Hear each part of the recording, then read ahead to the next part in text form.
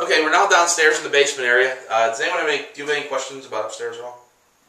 Okay. Now keep in mind as we're walking through, I see you're taking notes and stuff. What we're going to do at the end is I want you to figure out what you think the costs are, and I'll tell you what our bids are all at, and we'll see how close you're at with things. Okay. So no questions so far other than we've asked. Okay. So down here in the basement, you see there's a wood burning stove, which we're going to leave here because it just in Pittsburgh, a lot of people like in their finished basements, whether they're just hanging out down here or in the winter, there is some people use it to heat their homes, so they don't use as much gas. So we're going to clean it up and leave it. The floors here, you can see, are just cement floors. We're going to put not a hardwood floor, but almost like a Pergo type floor down, which is a plastic laminate floor, something along those lines.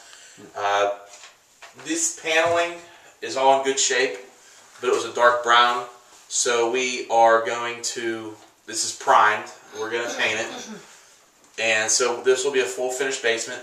The ceiling here was foam, not drop ceiling, but 12-inch square foam staple top, which was sagging and falling down. So this is full drywalled ceiling now with recessed lighting.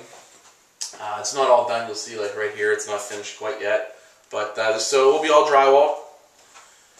Here we have the furnace and the hot water tank. The furnace was old. It was a big old, from the 50s, clunky furnace that was inefficient.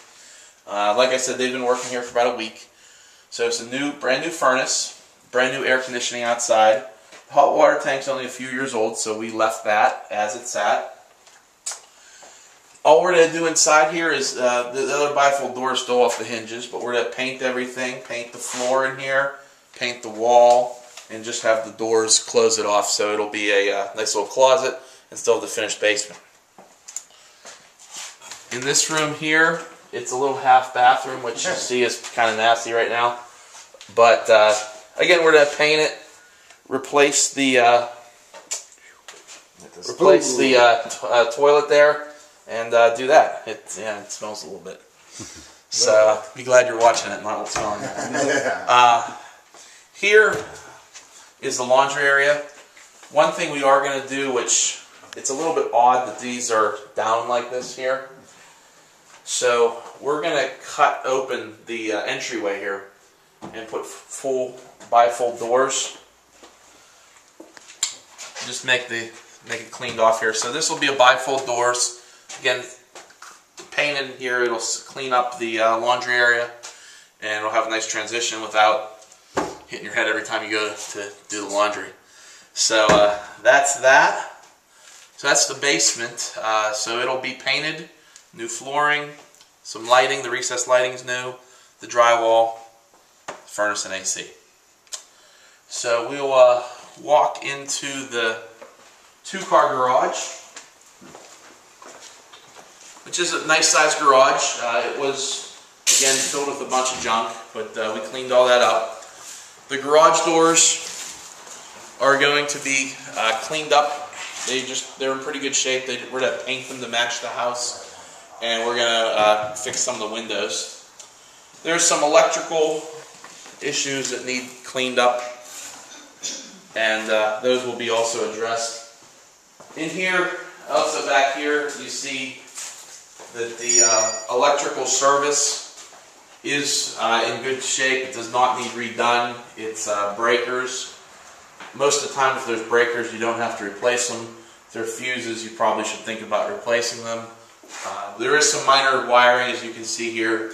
There was a big workbench that we took out because it was falling apart.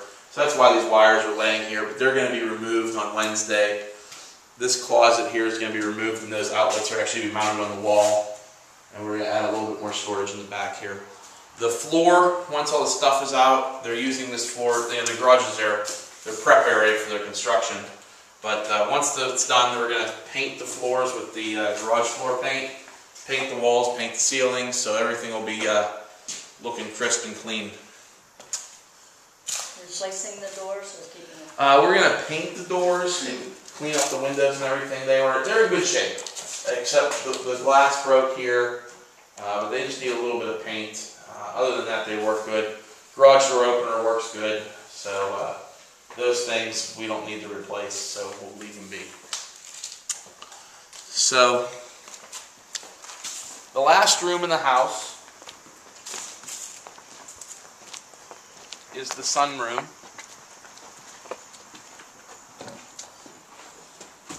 There's also a door right here that leads into the basement, right where the laundry room area is. So there's interior access as well as access from outside in the garage.